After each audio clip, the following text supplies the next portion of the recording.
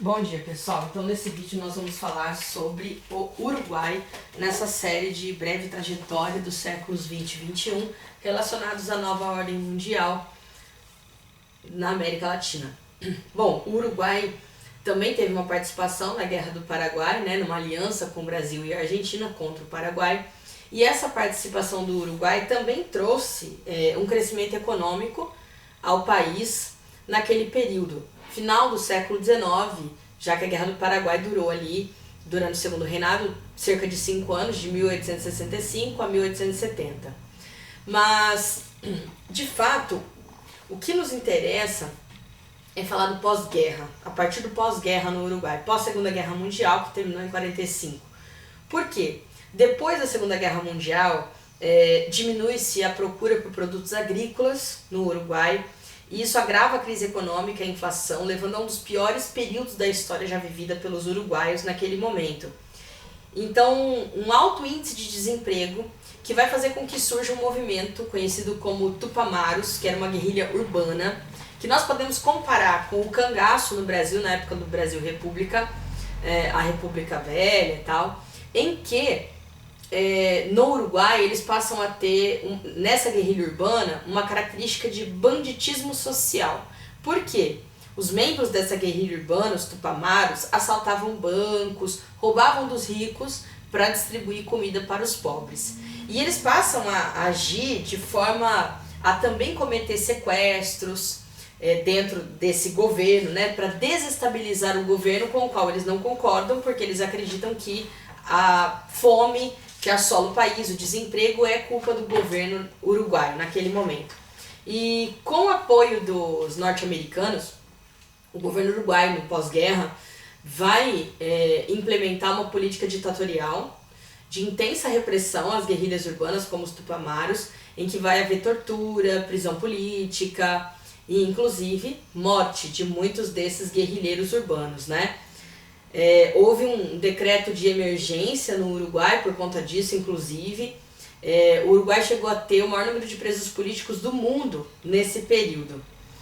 Quando houve, claro, uma série de manifestações de rua, mas só em 84 é que nós tivemos ali no Uruguai uma mudança de ares com a eleição do Júlio Maria Sanguinetti, que é alguém que vai ser responsável por redemocratizar o país. Redemocratizar o Uruguai, libertando da ditadura que havia se instaurado e da repressão absurda que foi colocada sobre os movimentos, manifestações, impedindo greves e uma série de outras manifestações, né?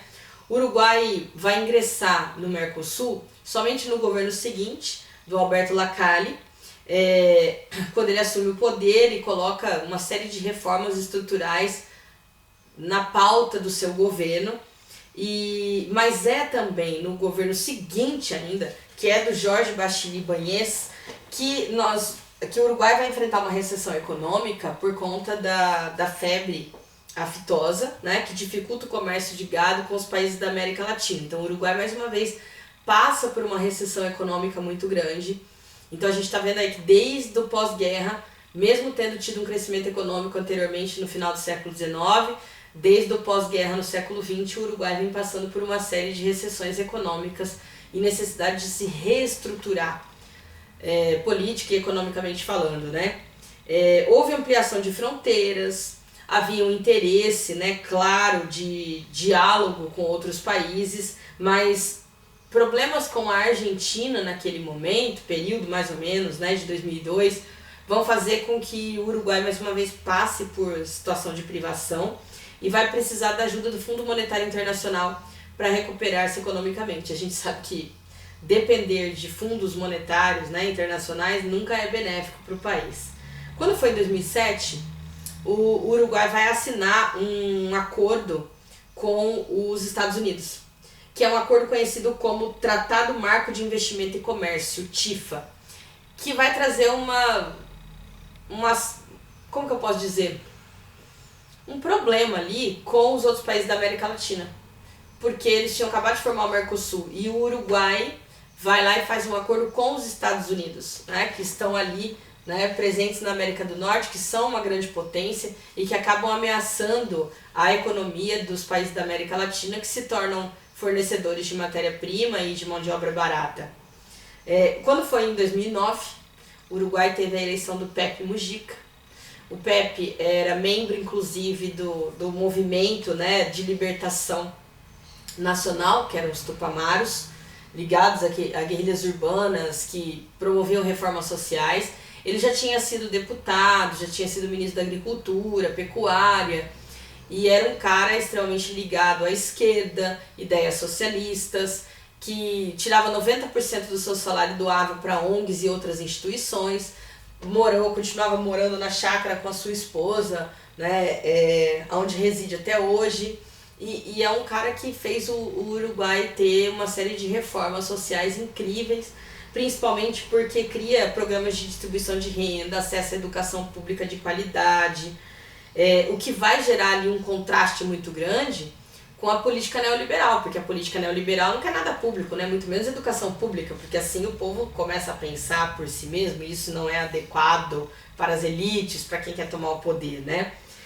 Quando ele deixa a presidência, em 2015, assume ainda um governo socialista, que é do Tabaré Vázquez, porém, na última eleição de 2018, quem foi eleito no Uruguai foi o Luiz Lacalle Pou, filho de Alberto Lacalle, que já tinha assumido anteriormente o governo do Uruguai há muitos anos atrás, que é de um governo de direita. Então, depois de 15 anos de governo de esquerda no Uruguai, há um retorno da direita com o Luiz Lacalle Pou, que é o atual presidente uruguaio, hoje em 2020, e que foi super apoiado pelo Bolsonaro. Inclusive, na época, o Bolsonaro queria estar presente na posse do Luiz Lacalle Pou, porque ele se declarava de direita, né, e totalmente contra movimentos de esquerda sociais, que são, claro, o retrato desse nosso governo também.